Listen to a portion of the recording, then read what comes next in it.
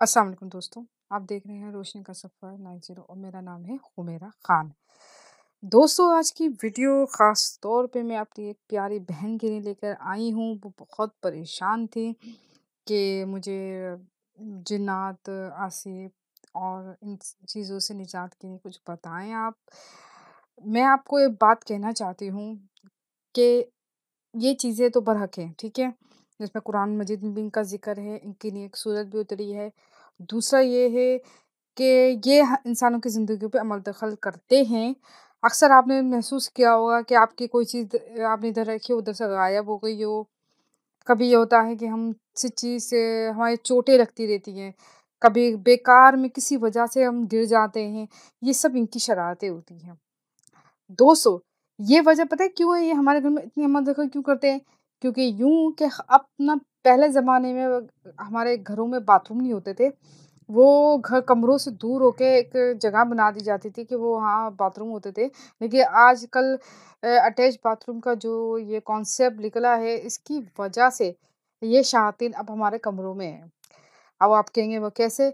तो मैं आपको ये बताती हूँ कि जो बाथरूम में शायातीन होते हैं वो सबसे ज़्यादा गंदे, गलीज़ और नापाक होते हैं। वो शायातीन होते हैं जो आप लोगों को तंग करने के लिए मौजूद रहते हैं। हम लोग अब एहतियात नहीं करते। अब आप पूछेंगे कैसी एहतियात? तो सबसे पहले हम न बाथरूम में जाने की दुआ नहीं पढ़ते और सर ढाँप के नहीं जाते और इसी वजह से वो हमारे साथ अटैच होकर आते हैं और फिर वो अटैच होकर आते हैं, फिर वो हमारे घर में दंदना के फिरते हैं। तो आप कह रहे हैं कि कैसे हो सकता है? तो ये ऐसे हो सकता है क्योंकि हमारे प्यारे आका सल्लल्लाहु अलैहि वसल्लम ने इसलिए हमें दुआ ये अता की है कि हम जब जाएँ तो ये दुआ पढ़ेंगे तो वो हमसे हमसे दूर हट जाएँगे। वो हमें देख भी नहीं पाएँगे और हम अपनी हाजत के लिए जाएँगे तो वो हमसे अंधे हो जाएँगे।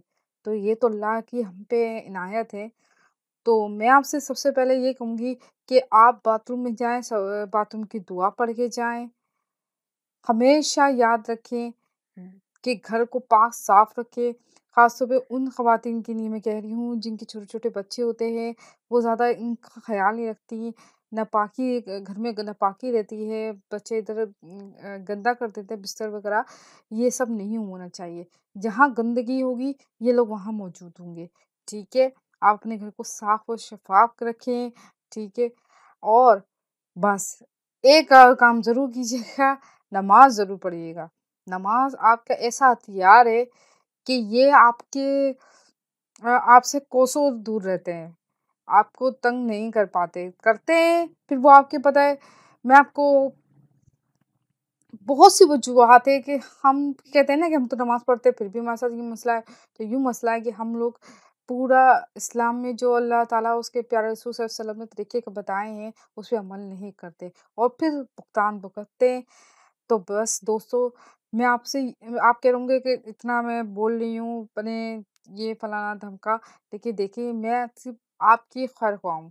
मैं चाहती हूँ कि आप इन अज़ाबों से निजात पाएँ क्योंकि ये मसाइल तो मेरे साथ भी थे, ठीक है? मैंने भी इन लोगों को देखा है, महसूस किया है और और फिर मैंने क्या किया है, मैंने एक ये बना लिया कि मुझे बाथरूम जाना है तो मैंने ये दुआ पढ़ के जानी है, मुझे नमाज़ पढ़नी है, मुझे बावज़ू रहे कोशिश करें बावज़ू रहें, घर को साफ-सुथरा रखना है, अपने कपड़ों को पाक साफ रखना है। तो फिर ये कैसे आप पे हमला कर सकते नहीं कर सकते, ये भाग जाएँगे।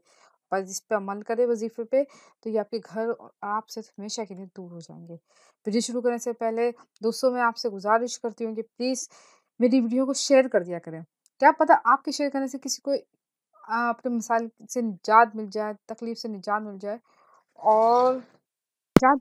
और वो आपको दुआएँ दे और मुझे भी दुआएँ दे।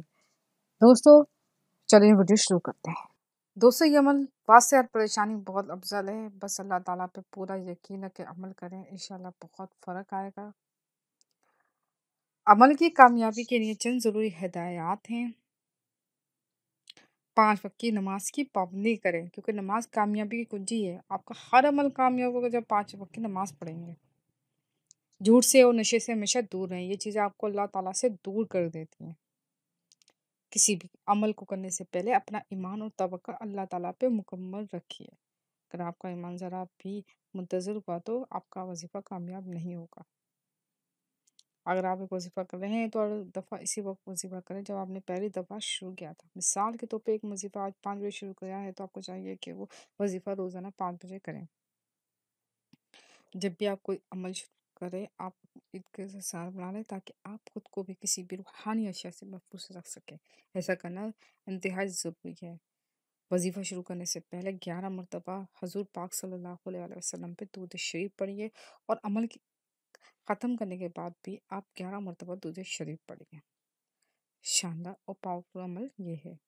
بلاؤں سے نجات کے لیے یا رحمانو یا سلامو ہر نماز کے بعد 100 مرتبہ پڑھ کر اللہ تعالیٰ سے نجات کی دعا کریں۔ آسیب اور جادو سے نجات کے لیے یا حفیظو یا رقیبو ہر نماز کے بعد 100 مرتبہ پڑھ کر اللہ تعالیٰ سے دعا مانگے کہ اللہ تعالیٰ مجھے ان سب بلاؤں آفتوں اور جادو سے نجات دے دے۔ انشاءاللہ چند ہی آپ دن عمل کریں گی اور آپ خود فرق محسوس کریں گی۔